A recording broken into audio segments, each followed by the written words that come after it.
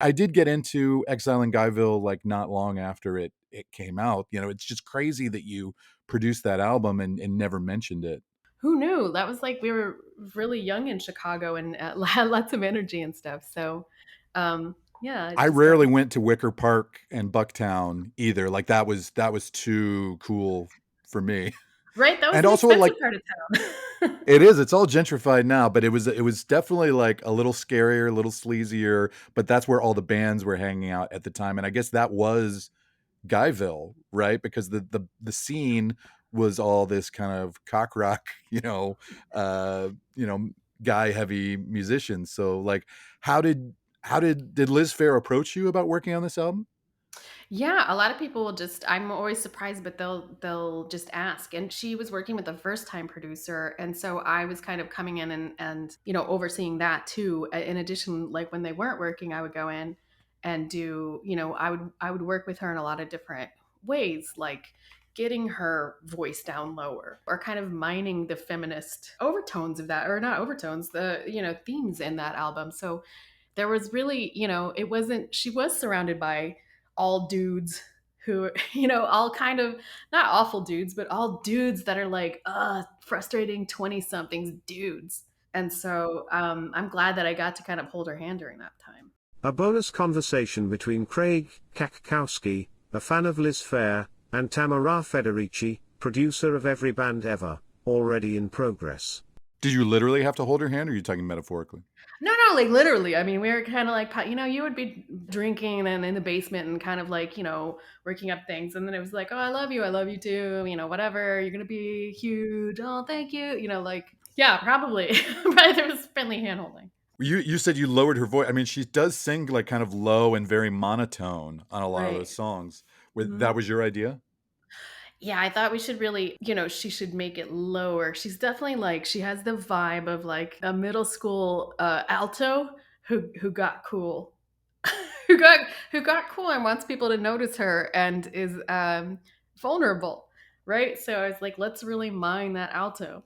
And I have a couple of exercises that I do with her that I kind of developed that was sort of it was called Snake Eat Mouse, and it's where you kind of get you actually physically open up your throat like you're gonna unhinge your jaw and kind of let that mouse in, and that kind of lowers your register. We actually walked around saying, like, can you give me a good idea for this? I think this is gonna sound better. Well, you mentioned when we talked about Keith Richards for the Tom Waits album, that you've worked with the Stones before. And so Exile in Guyville is supposedly like a song by song response to the Stones' Exile on Main Street. So there's 18 tracks, I think, on both albums. It kind of tracks in some places, like Never Said is the fifth track, Tumbling Dice is the fifth track on Exile on Main Street. They were kind of like both like the singles and like the poppier song. So like, is that true? And how much thought do you put into sequencing an album of what track should follow what track? Well, we followed their sequence. It was 5 5 4 and then 5 4, and it was kind of fun. And then when the Stones heard her album, the Stones wanted to make a response album, and that got Oh, I tricky. didn't know that. Weird, yeah. So then from there, they didn't really get, like, Mick did not get Liz Phair's album. Keith, of course, did. He was like, I love it, man. But trying to make the response album to Liz Phair's response album was so weird because them trying to sound like a feminist, sexy anthem doesn't, it doesn't track so well. So that album never came out? It didn't. We had a lot of, I mean, it's just tonal differences, right? They're both sexy albums, but they're like rocks off or something. And translating Liz Phair, she talks about dogs and things like that. It would be like, I want to cream on your dog or something. And it was like, I don't Oh, like yeah. that. I don't Nobody wants like to hear that. that. No, I Yeah. don't think anybody does. So I kind of just, it got put on the trash heap.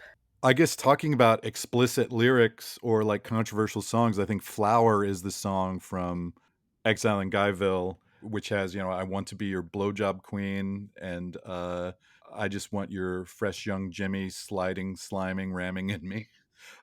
So I'm blushing even relating some of the lyrics on that song. What was the process like recording Flower? And did you have discussions with Liz about the explicitness of the lyrics? We did. She felt like I felt like it could go either way. She didn't really need them. She felt like she did need them to get her point across, and I think it's Would actually you say part. either way, that means that there was a totally clean version of that song? Both are valid, but you can only choose one, and then we realize you don't have to choose. You can have both. But what was your cleaner version of Flower like? It was just completely without words. I will say, in contrast to the other thing we talked about, Tom Waits' Rain Dogs, which has like all these musicians and instrumentation, like this is way more lo-fi, right? A lot of it is just her and guitar, or her and guitar and drums. Maybe like, what was the decision to like strip this one back? Well, she actually wanted the I'm maybe a lush sound. She wanted the things put around her vocals. She wanted music put around her vocals. So it kind of just follows that. I wanted to have a little bit more ocean sounding, and her sounds more, like what she's known for, which is, depressive. It's angst. It's rock about people who aren't treating you well, and the turnover of men in your life. And we talked about like I came up with a phrase called non-essential men. And so this is about a period in her life when there were like many, many non-essential men. So I feel like these are anthems about non-essential men. When you say ocean sounding, do you mean like the sound of the sea, or are you referring to Billy Ocean? Like, did you want it to sound more like "Get out of my dreams, get into my car"? She went that direction after a little bit. Really? Yeah, she But did. She kind of did. Yeah, she yeah, went she in a did. whole Billy Ocean.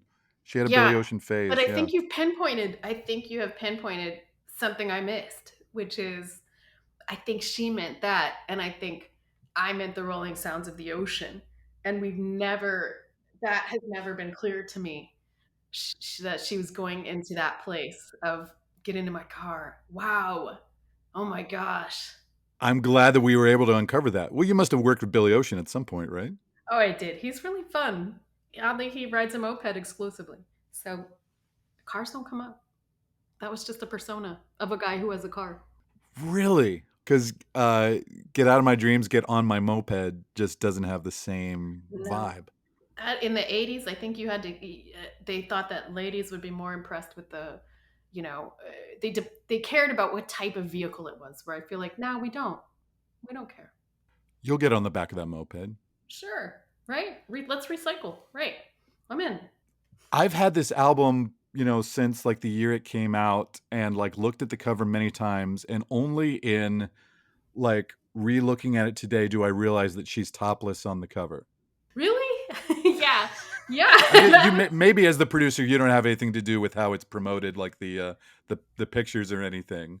uh, Um, that one I did. They brought me a bunch of pictures, and that one I was like, that looks like a real sexy haunting. Let's do it. but yeah, you can see just a little bit of areola on the cover.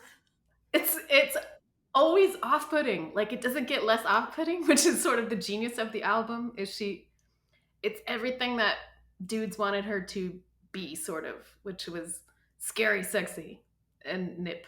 And then how do you assess like the arc of her career since Exile? I think of it a couple of different ways, but most recently I think about it as everybody has something to say about her, and mostly it's rock guys, and they seem to have criticisms that they wouldn't give to other artists. And I also think she doesn't get away with what Mick Jagger could have gotten away with. Like if he did fashion some of these lyrics, we'd be fine with it. He can say anything he wants in those songs, even though there's sort of a British, overtone of them. It's still sort of the same subjects, even though hers are more, from the female experience, and a little more emotional and a little more graphic. I think she gets kind of a raw deal, even though she decided to go a more commercial direction, which you figured out how the moment that started. But yeah, I think she takes a lot of flack, actually. Yeah, there was a Pitchfork critic who gave her like that popular Liz Phair album a 0.0.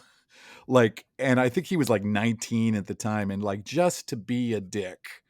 and then like gave her a public apology like years later on Twitter, you know, explaining like what a dick he was and like how he would not assess the album like that harshly. And she kind of like, and now there's a whole generation of like younger artists like Soccer Mommy and Snail Mail who were like clearly very influenced by Liz Phair, and then more like pop singers who also were like incorporating elements and doing like more sexually explicit, you know, and personal songs. So like she really was way ahead of her time. Craig Cackowski is an actor and improviser based in Los Angeles. People usually recognize him from Drunk History, Community, Veep, or dozens of projects he was not in. Tamara Federici lived in a yellow submarine. Super Tricky. The producer and editor is Will Velasquez. The audio engineer is Clark Jackson. Executive producers, Carl W. Adams and Tamara Federici. Goodbye 2022, and hello you. Kazoo Sound. Follow on Instagram at every band ever.